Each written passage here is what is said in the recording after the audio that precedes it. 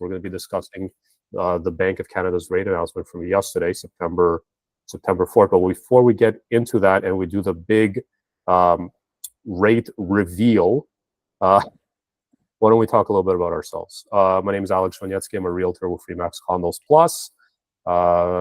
Spent over a decade in Toronto's condominium industry. There's a QR code there on the screen if you want to scan that and connect with me on socials to get any of my contact information. And I need to update this because I was in the top 1% of GTA condo sales for 2022 and for 2023. But, that's a bit of a selfless award because you don't actually have to sell that many condos to fall into that category, believe it or not, Carmelo.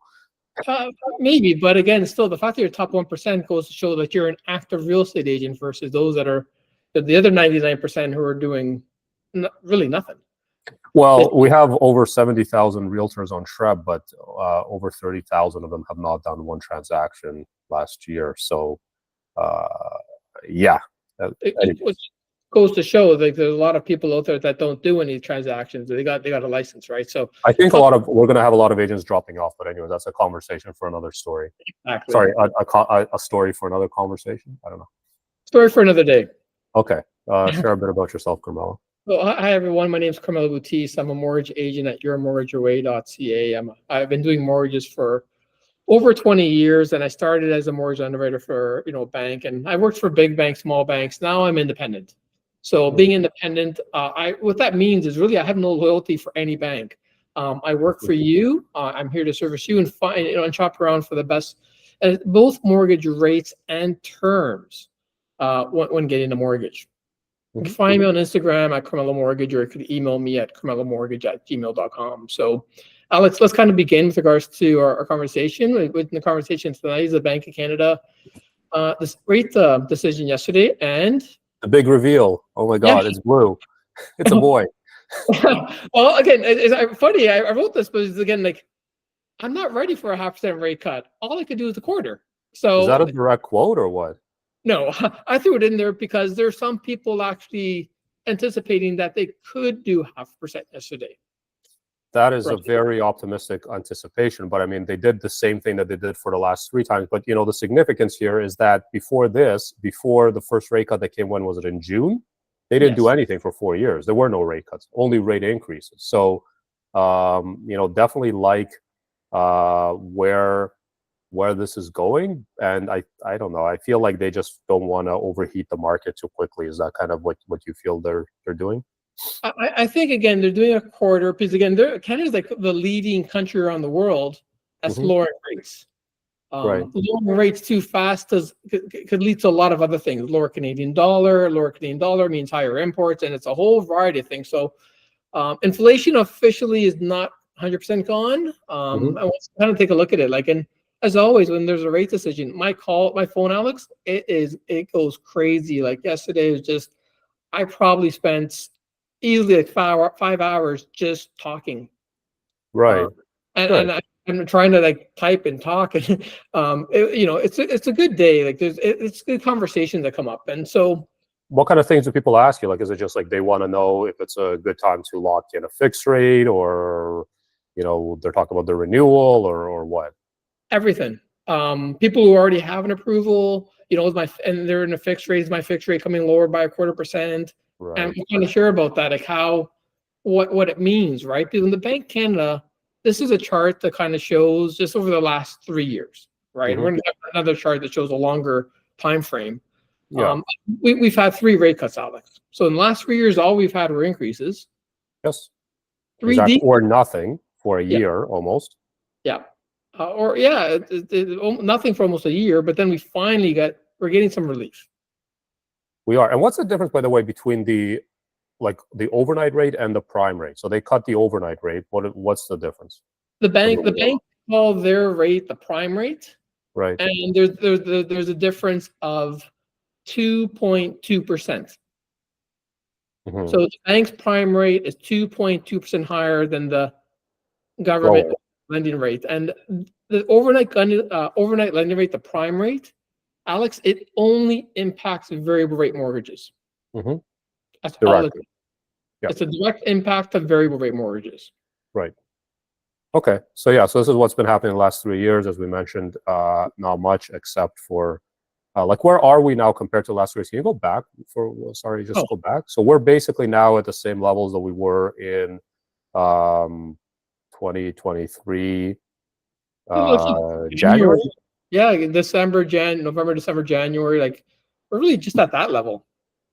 It was a slow time, but I mean, the winter normally seasonally is slow. But okay, and you know, this is the last 3 years. But can you, yeah, if you don't mind going to the next one, I'm glad that we added this slide and we kind of added it in there last minute, but just to kind of give everybody a perspective of where the rates have been. I mean, especially like what was going on in the early '90s. They were just going crazy with these rates. I have no. It's weird how there were a lot more movement. Were they having more meetings, like more frequently or something? Or maybe they didn't have the meetings? They just kind of decided day by day what they want to do, or what? I'm again, in the 90s, I was just a teenager, so I really don't want to comment too much about then. But let's just say from the 2000s, that's when I kind of started my career. You can see you can see the changes there were. You can see when there were changes, there was a pattern in one way. Then there was a small period of it moving. Until we got to the financial crisis in 2008, where rates just dropped, and they stayed low, ultra low, for over a decade. Yeah, Tom, do you want to jump in here? You can unmute yourself if you're muted though. Tom, you're muted. Go ahead. Can you hear me? You got me now? Yeah. Okay. I think back in the 90s, they used to do the prime rate based on treasury bills, T-bills. Okay. The T-bill rate. So it was, I'm not sure who set the T. I think it was by auction. I mean, maybe how it is now. I don't know how T-bills work. It was something different. Yeah. Like, it seems like it was just more frequent changes and a lot more like volatile. Yeah, I think back then it used to change every week, every Thursday, I think it was. Right. Based on the auction of T-bills. That was it. That makes sense. Okay. And then at some point, I guess around 97, 98, maybe even, I thought it was even later, actually, they went to Bank of Canada thing. Yeah, it seems here by the chart that they probably did that around Y2K time or something like that, around the new millennium. But yeah, I mean, it's like, it's all over the place. But look at this, like the rates used to be like 10% back in the 90s. Like, I mean, I guess we had that kind of like real estate crash back then, or bubble burst or whatever, even more than. Alex, we were in the 15%. That's what my parents were talking about when they bought their place. And well, I must be your parents' age then. Oh, my first mortgage was 11.5% back in 91. Yeah, and that kind of makes sense. Like, so thanks for that input, Tom. Because again, we didn't really know what was happening in the 90s. Yeah.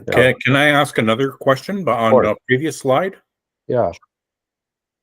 So are you saying in 2022 that it was 0% interest rate?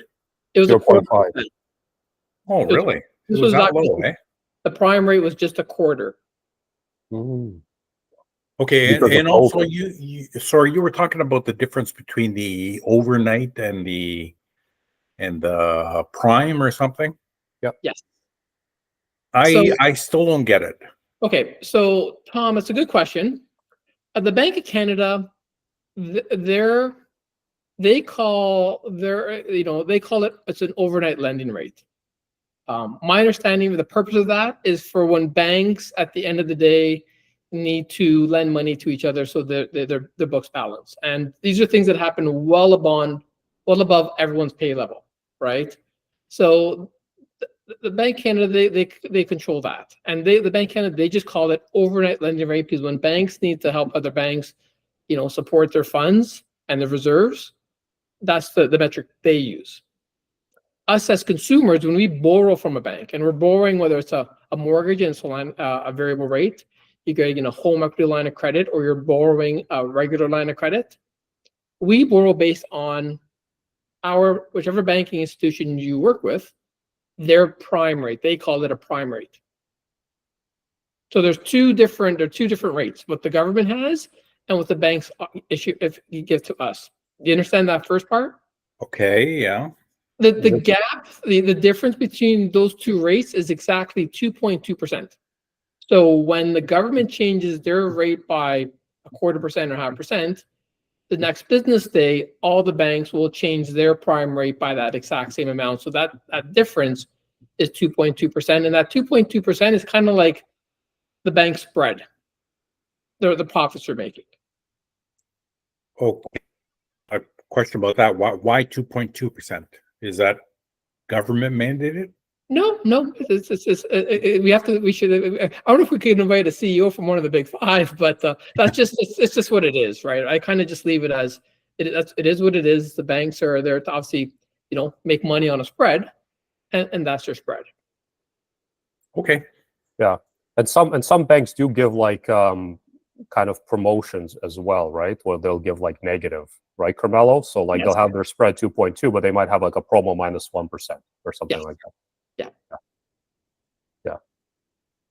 And that's how they compete with each other, so that it's not like they're all like kind of all in cahoots, like charging the same thing. But it does seem like a little bit like price fixing. But I don't know. Well, you gotta have something consistent, right? Yeah. All the banks have like some sort of level playing field. Yeah. So there's no it may sound like collusion, but it's got they got to be fair to everyone. Yeah. So that's just the metrics to it. Yeah. And it's a very good question. Thanks for asking. Did we answer your question? Yeah. Yeah. I'm okay now. Yep. Okay. So again, that's sorry. I'm going to go off camera again. Oh, no problem. Any more questions? Feel free to unmute yourself or go back. So again, the Bank of Canada, they changed the prime rate, and it would impact variable rates and for lending and even borrowing, right, and investing. Mm-hmm. When it comes to fixed rates, most Canadians take a 5-year fixed rate, and the fixed rates, Alex, they move based on the Canadian bond yield. And ironically, you see this changes. It's not the same graph as before. It moves literally on a daily basis. Yeah, it does. It's more, I guess, similar to how the overnight rate was in the 90s. It looks more kind of like that. But yes. Like my understanding is that the overnight rate and the bond yields, I mean, they're not directly, there's not a direct correlation between the two, but it does seem like when the overnight rate goes down and variable rate mortgages go down, the fixed rate mortgages go down as well. Well, it doesn't happen again, like when there's different dynamics with regards to there's investors, a lot of big financial institutions, pension funds, that insurance companies that have and need and invest in bonds, right? So they buy and sell bonds on a daily basis. That's how the price changes, and that's how the yield changes. When they're anticipating rates to go down, like you'll see in July, once we got some extra economic data, they anticipated the Bank of Canada lower the rates in September. They lowered the fixed rates, went down way before. Yeah, I mean the fixed rates kind of been in the same range for a while now. Looks like at least a month. Well, we for the last few weeks, last month, it's been pretty consistent, because once the anticipation came, by the beginning of August, okay, the Bank of Canada is going to lower by a quarter. There wasn't really that much change. It'd go up and down, but what everyone expected came to fruition. So yesterday, like I had people call me, Alex, and they're already approved. They're in a fixed rate. It's like, hey, they're asking me, is my fixed rate coming down by a quarter? And unfortunately, I couldn't give the same news. That no, your fixed rates is staying the same. No banks have changed their fixed rates in the last 24 hours. Do banks change fixed rates like just like it can be like a daily change? No, like you can just decide. I imagine the big five with all their customers, like tens and hundreds of thousands between. It's not just mortgage loans, Alex. It's loans, student loans, RSP loans, just car loans, regular loans. Like on a daily basis, they don't have the means to change it. Now, when there's larger swings, like when we saw, I'll use this, this period over here, and let's call it like middle of July till the beginning of August, right? When this swing happened, yes, all of a sudden I'm getting like 10,000 emails with regards to like rate change, and all my customers like, okay, automatically, okay, rate request, need a lower rate, and to get that. And once that's done, these smaller ups and downs, they don't change. Right. The last week, literally, we kind of see where it's starting, and we'll see come October where this is going to lead to. Right. Yesterday the Bank of Canada said, they're always going to say they're data dependent, but it's evident they're commenting a lot about there's excess supply in the economy, which means there's like too much inventory. Things are slowing down, and there is anticipation for more rate cuts to come. When they say there's more supply in the economy, they just mean like across the board, like what, food supply, goods supply, or housing supply, cars, everything? It's just they call it excess slack is what I think the term that they say. Right. It's just there's more goods available than we're consuming. Yeah, right? so it seems like there's a good opportunity to negotiate amongst many fronts here. I mean, I see that in real estate, but it might be also like if somebody's going to get a new car. New cars, jobs, and that's something we'll kind of get into, right? Like, it's not like a year ago. Like I remember a year ago, getting employment that was hard. So the cool thing is, another reason why the rates are coming down is because we could see inflation's coming down. Now, Alex, this is something you and I talked. Oh my God! You and I talked a lot about this, Alex, when rates are going up. How interest rates and mortgages and rent is that interest rates have a big impact on mortgage payments and rent. And as rates were going up, 20% of the inflation was because of higher interest rates. Now that interest rates are coming down, it's kind of like going to automatically make inflation come down because it's like 20% influence. Yeah, it is. So it's there's no surprise that if the good news is inflation came down even before they started lowering rates. That's the important thing. Yeah. And I mean, I do see kind of things getting cheaper. Like maybe they're not in the same level that they were at 5 years ago, let's say, but whether it's housing prices, whether it's the cost, even sometimes some pre-construction projects, even when it's just the cost of rent or even the demand on rent, and certain kind of price points that people are looking at when they're looking for a rental. Like someone's getting more attention, the more expensive stuff is taking longer because of that, the more expensive stuff is becoming cheaper. So we're kind of in this trickle of like, I don't know, like it seems like just like, markets kind of auto correct and auto adjust. So they kind of take very volatile swings in a direction, whether it's up and down, but then they kind of start to even out to something that's more sustainable. Like I think the great thing is that in a market economy, the market corrects itself with all the factors and variables. What do you think? Yeah, I think you're absolutely right. The market will fix itself, but the Bank of Canada, they're trying to, when inflation was going too high, they raised them to kind of put some influence to slow things down.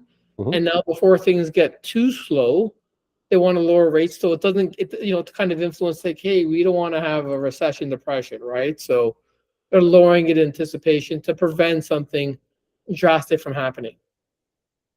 100%. Right. So inflation again, it's cooled down, which is great, and yeah, we're under the range between 1% and 3% is there. My biggest thing now is because interest rates and the impact of the housing costs and rent as 20% variable of inflation. Well, if they're going to be lowering rates even at 0.25% at a time, at one point, are we going to start seeing these inflation numbers at 1% or below 1%? That's something time will tell. Yeah. Well, I mean, if inflation is going to be at 1%, then rates will be what are rates going to be at that time? But I mean, like, I know, like inflation and unemployment, they play key factors here. I mean, you talked about it's easier to get a job now than it was a year ago, but unemployment seems to be pretty high. I mean, this is an alarming number, 6.3. I don't know, like I don't remember what unemployment was like in 2008, for example. Well, maybe next time, Alex, we'll get a longer term chart. Like unemployment, like a year ago, there's a lot with regards to, like, I remember somebody was telling me that they worked in one of the municipalities and they couldn't find, usually they get the high school kids or university kids to work, those summer jobs for the city, municipality, cutting grass and so forth. They had a hard time last year, right? Now, Yeah. you know, unemployment's going up, which is something we don't want to see. But when unemployment was at like that 5.5, 5.6 range, it was too tight. There's not, you know, there's more people looking for job, like, so more employers looking to hire than people looking for jobs. Yeah, I remember that as well. But you know, a lot of those jobs, I mean, I don't know, like kind of like at what range they were or rate. I mean, you know, I do think it's kind of tough right now in general for people to get employment, especially those kind of like entry level positions or the student positions, like you said, the, you know, the grass cutter, or even like students that are graduating like from high school and they want to get a job at McDonald's or something like that. It's difficult. I think just people are not taking as much time off. They need more money because of that. Those positions are not becoming available. Well, It kind of goes hand in hand. Alex, I can tell you myself, more than a year ago, to find someone, an assistant to help me with my files and documents, like they were asking for so much more money because there's nobody available to do those jobs. Hmm. Nobody qualified, Yeah. right? Versus now, you know, the labor force is kind of more relaxed. The 6.3 is obviously a lot higher than what it was a year ago. But you're right, Alex. In the grand scheme of things, over the last 20 plus years, 6.3. I'm not going to say it's a high unemployment rate, but it's certainly not a low one either.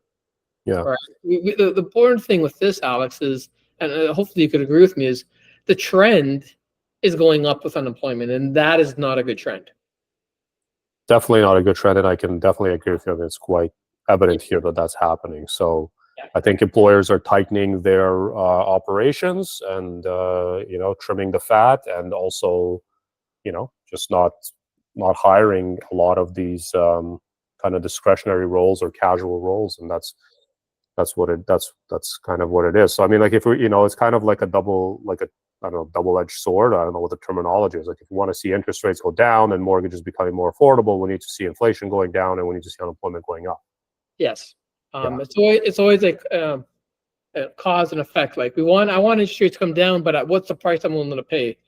Unemployment at this, call it the 6.4, 6.5, whatever that number is, isn't that bad, Alex. If we get to over 7.5, I don't want interest rates to go down anymore. Like, I don't want interest rates to go down to the point where we're getting to the high 6s, low 7s for unemployment. Because if people don't have jobs, people can't afford mortgage payments, people can't afford to even refinance, people can't afford to buy, we have bigger problems. Yeah, we do. Right. So it's good that the government Canada, they're starting to recognize it. Are they behind the 8 ball? That's a conversation for another day. Yeah. Well above my pay grade. Right. Yeah, they seem to be very reactive, but reacting to something from a year ago. But anyways, let's move on. Let's move on here. And so really, Alex, we're going to talk, like, and everyone here, like, what to expect moving forward, right? Yeah. Moving forward, the United States, they haven't lowered their rates yet. Who's this guy? Jerome Powell. Okay. He's the chairman of the U.S. Federal Treasury. Okay. And their meeting is on, I believe, September 19th. Mm-hmm. And the headlines I'm reading are all over the place. Are they going to go a quarter? They should do 0.5%. They still haven't done anything, and he hasn't even given an opinion to the market or to the world of what they will do.